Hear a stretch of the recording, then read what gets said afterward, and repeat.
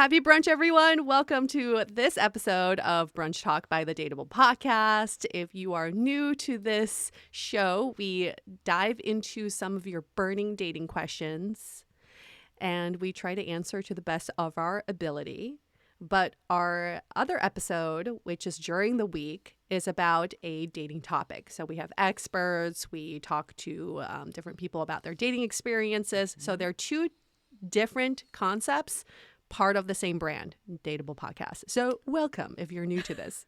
It's all under the same umbrella, but this is an opportunity for us to dissect it like we would if we were at brunch together. So just imagine we're all at the table, chowing down on eggs and bacon, dishing about all the good stuff in dating. I remember those days. Pulling up that text, reading it word for word. What do you think he meant by this emoji? We're going a little higher level because we're not there to do that, but we're getting these messages in from you all, so keep them coming because this is what's top of mind for everyone that's going on. And you can always go back to the back catalog too and look up some of our popular ones. I think the most popular ones we've done is what's the difference between settling and being picky? Can you stay friends with an ex? And then how do you know if the person is the one? So those have been the top ones that we've done. So go back and listen if you missed them. But this is going to be a good one too. And we were just saying this, Julie and I were just having a conversation before recording this, is that the content performs differently based on the platform. So on TikTok, the X one, can you stay friends with an X? Yeah. That one blew up, according to our standards. But then the one, does the one exist, blew up on Instagram, has so many likes and comments based on our standards. Again, just caveat that. And then on YouTube, it's just like none of them really work. It's weird. It's like really interesting how the platforms differ. Yeah. But oh well, we'll keep trucking along. We do these. I think these are so much fun. I wish someone was doing these when I was dating because I had all those burning questions. Yeah, I think regardless of the platform, our number one is how can we deliver content of what our listeners want and need. Yes. So that's what we're really focused on. Number one is, it is funny to see the differences, but we really want to bring the types of questions that are burning for you. That is the goal of this.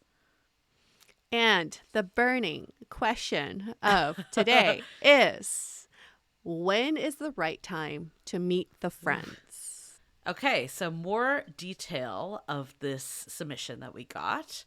I've been with my girlfriend now for 6 months, and I've never met any of her friends. Wait, can you hear me? Yep. Oh my God, it's like freezing like crazy. Something is really wrong with my computer. You're frozen on my screen, but I can hear you just fine. Oh my goodness. Oh, you're back. Okay, here we go. Okay. I'm very nervous. Okay, I'm going to not read this directly. Okay, so the submission that we got in, I've been with my girlfriend for 6 months, and I've never met any of her friends. She's met a few of my friends a couple of times now, and I'm wondering if there's a reason I haven't done the same with her. And a little fearful that she might be even embarrassed or afraid to introduce me for some reason. How do I broach the topic with her? I love this topic because it used to drive me fucking insane. There were people I dated who would introduce me to their families like on date number 3, or they would take like a year to introduce me to their friends. Yeah. I think it just depends on how people see the act of introducing you to their friends and family. It's different for everyone. For some people, it's not a big deal. For others, it's a really big deal. And just because you've been together for 6 months, it doesn't really mean that time feeds into whether they should introduce you to their friends and family or not. But at the end of the day, this is a question for your partner. You can phrase it like this. It would make me feel I've really enjoyed our relationship, and it would make me feel closer to you.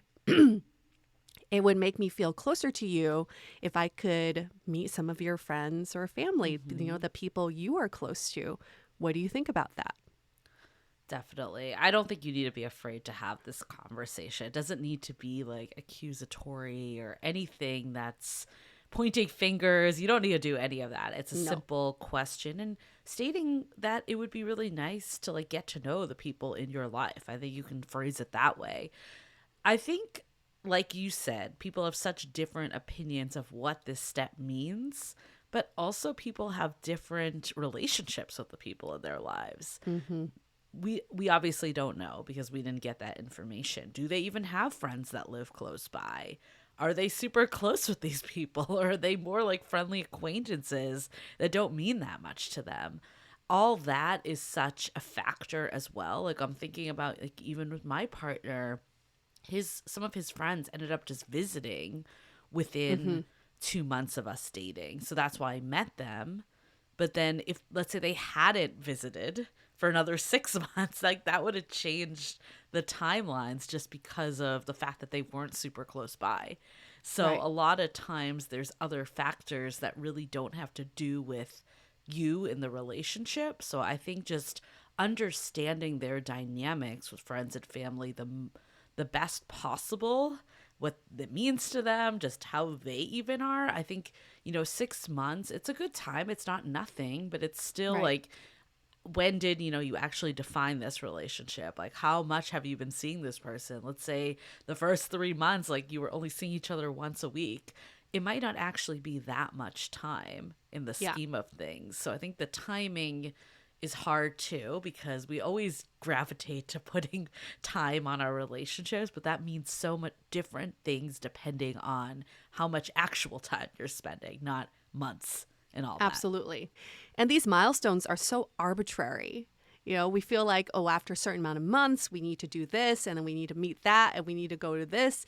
It doesn't mean that your relationship has to follow the same timeline. And also remember, this milestone means different things for different people. I remember I had a very close friend who said when he dated people, he would want them to meet their friends early on to get their friends' opinion. Yes. So it didn't really mean that the relationship was more serious. It just meant he wanted a second opinion. I've also had friends who tell me that they want to keep the relationship sacred and they want to focus on just a relationship before they expand it out to their inner circle. So they want to give that one-on-one time first. So it just means such different things, and it's not an indicator of how much your partner is invested in you. I'm really glad you said that. I had like one friend that came to mind that would always bring guys out early on. Yeah. You probably know who I'm talking Yeah, about. And yeah. there got to a point that I said to her, I was like, can you just tell me when it's serious? Because I'm really sick of like investing in these people I'm never going to see again, So maybe this person swung that far in the past and doesn't want to do that now. Again, we have no idea what is going on for them, but I also don't want to minimize that it can feel hurtful. Like I definitely had a situation with, a past partner that I feel like he didn't make that effort as much as I did. But part of it was that he just wasn't as close to people as I was, and they didn't live as close by. So there were those other factors there. But I think like being brought in a little more, and in today's world, there are ways that you can do it. Like you could meet someone virtually. Like you can, when they do visit, like you could make an effort to make sure that person is there. Or even if you're serious, you could go visit people together. Like there's a lot of ways that you can make it happen. So I don't want to say it's an excuse, but I also never really like put it down as a conversation. I just avoided it and made it something that I like was upset about, but never brought up. So I think, having that conversation is really like the only way. And then you get out of your head a little of just imagining Yes. worst case scenario. And don't forget, some people have really sucky friends. Yeah, Okay. I mean, they might be scared that they're gonna like, They don't want to scare you off. away. Yeah. I had a friend that was dating this guy who was much older than her, and all his friends were younger than her. So when she actually ended up meeting his friends, which was like 9 months into the relationship, she was like, they fucking suck. And they're not his real friends. So not that she made him, but he got new friends that were more age appropriate. But she realized in his line of work, he only met younger people. So these were social drinking buddies, but they weren't close friends. So it didn't mean much Right. to him for her to meet them.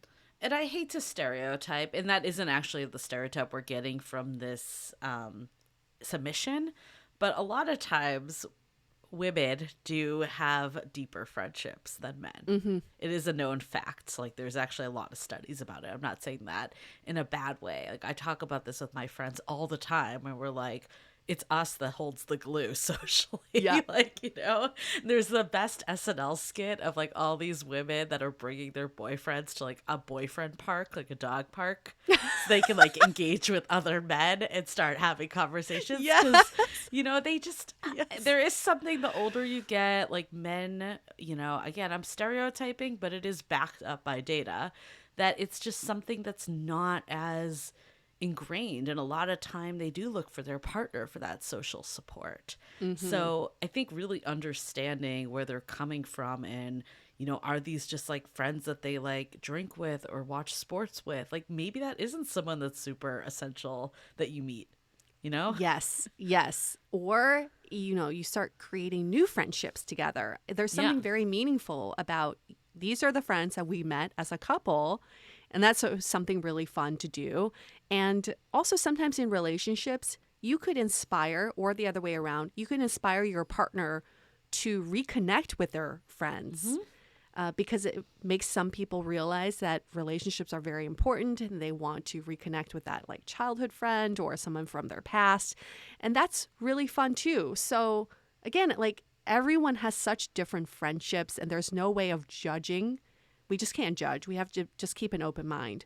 But in this submission, it sounds like it is important for you to meet your partner's friends. Yes. So it is important then to vocalize that and frame it in a way of, I want to meet the people who mean the most to you so I can feel a part of your life and I can feel closer to you. If your partner's not accepting of that, there's something wrong with that relationship, right? If they're not willing to open that door, then I think that's a major red flag. Right. To at least have a conversation with you of why this isn't happening. But I think getting clear of what this means to you. Is it what you were just saying, Yue, to like be part of your life and not like coexist, but be more unified? Is it that it feels like a step? Is it feel like you want them to be proud that they're with you? Like, what is it that's the root of why this is bothering you? And I think coming at it that way with the partner can be a really good way to frame it. Because even if it's, you know, look, like I really like you and, you know, I could see this relationship going somewhere, and it almost kind of makes me feel, you know, a little insecure sometimes, like that you're not on the same page because I haven't met your people. Like, you could say something like that, and that's not blaming them. It's just stating how you're feeling. There's nothing wrong with that. And again, if someone diminishes how you feel, like that is so many other issues beyond just So meeting many your other friends. issues. You don't want to meet that person's friends. It's no longer about the friends. You may also find that when you open up this conversation, your partner could say, oh, I was scared to introduce you to my friends because I didn't want you to think we were moving too fast. I didn't want to scare you away. I wasn't sure if you were ready for that step. You know, we can't be mind readers, but there's just so many different scenarios that could play out. And if you don't have a conversation, you're just going to spin with all the you know, different ideas you have about why your partner's not introducing you to their friends. Yeah. I know that this submission is about friends, but I do kind of want to talk about family too. Let's 'cause do I it. think friends is chosen family in some cases. Again, everyone's definition is different. And family, I think, is an interesting beast too, because everyone's relationship with their family is very different. I've had friends that are like, oh yeah, I introduce everyone to my parents. And, you know, like they don't, like if we do break up, they don't care. They're just like, oh, it's cool to meet that person. And then other people, like how I feel about it, it's like a big step. Like I only have like introduced like one person to my parents, you know, it's a big thing for me. So it really just depends so much. And yeah, I'd love your thoughts too of like your views on introducing to parents and how you see that. To me, it's a big deal to have family approval. And even though I'm an independent woman and I should be able to make my own decisions, if my parents don't like my partner, I just don't see it happening for the long run. It could be a fun thing, but it's not a lifelong thing.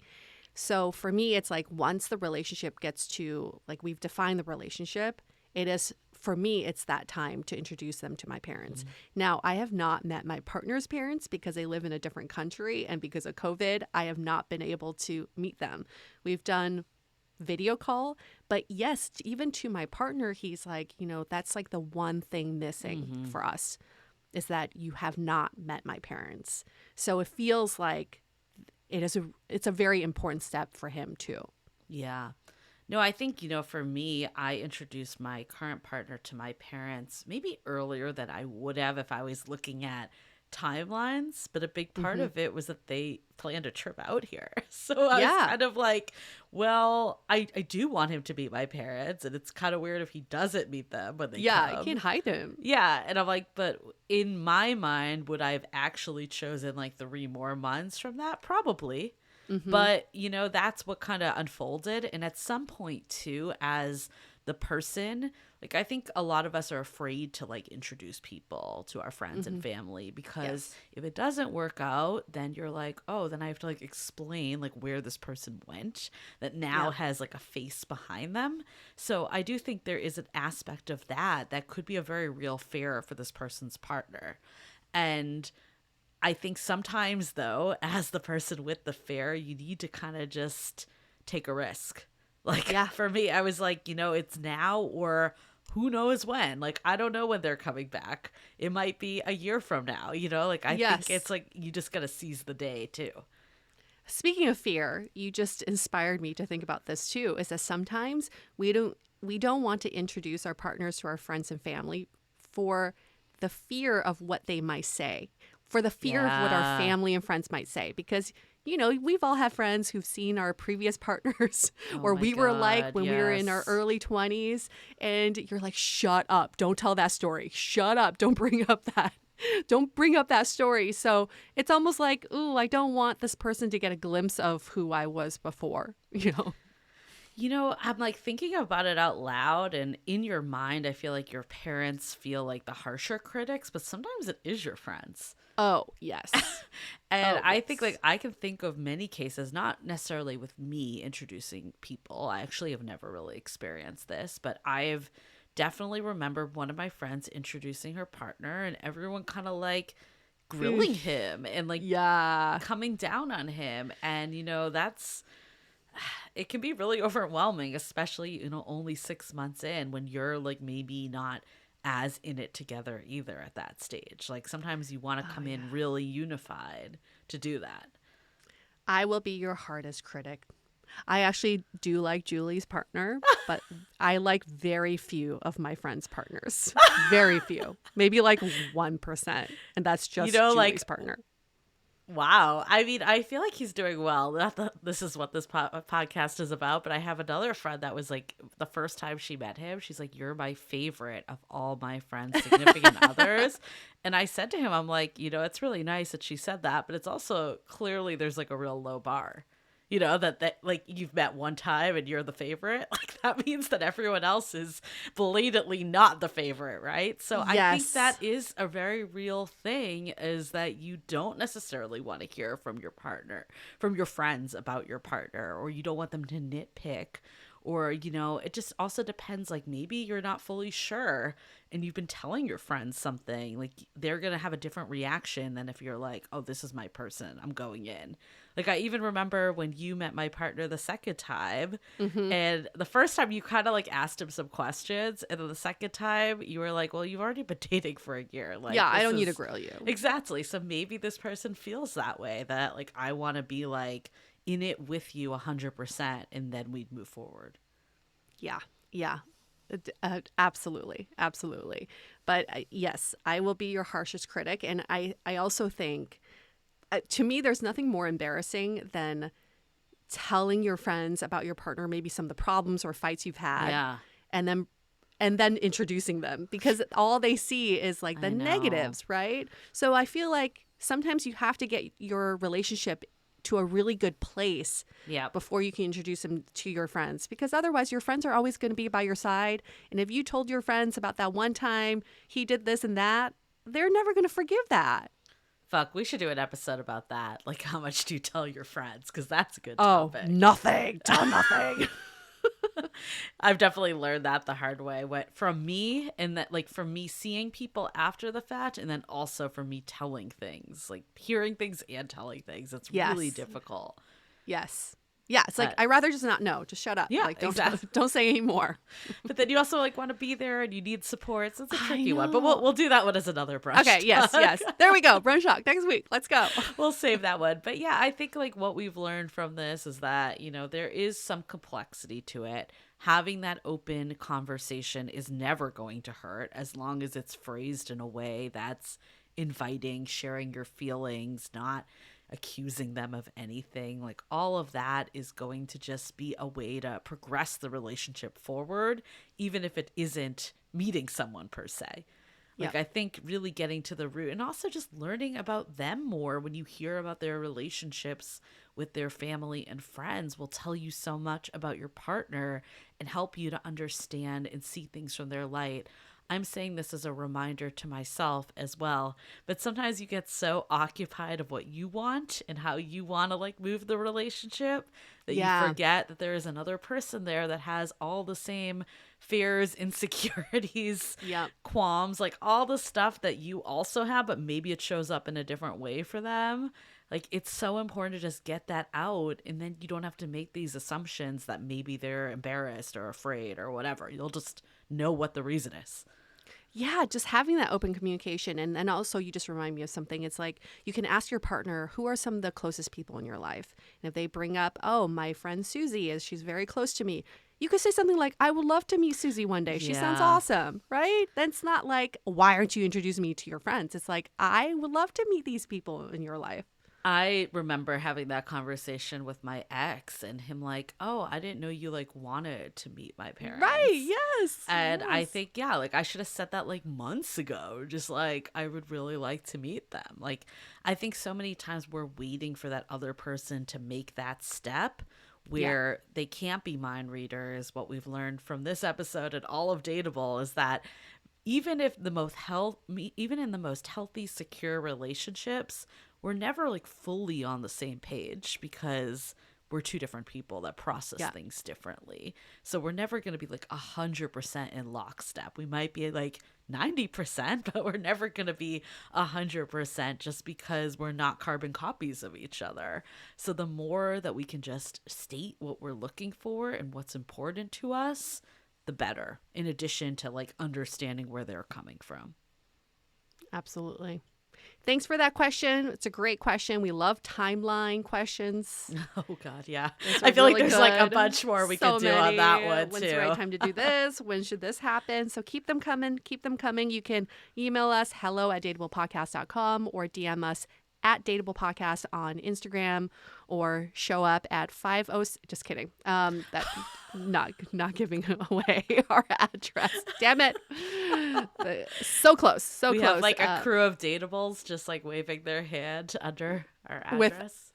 With the question on a poster board. Like, I actually did see question. one of our listeners when I was coming out of my house and he was walking. So we do have one that does. Yeah. Okay. So that's where we draw the line. Anyway, okay. So that's it for this episode of Brunch Talk, and we can't wait to answer more questions on the next one. See you next week.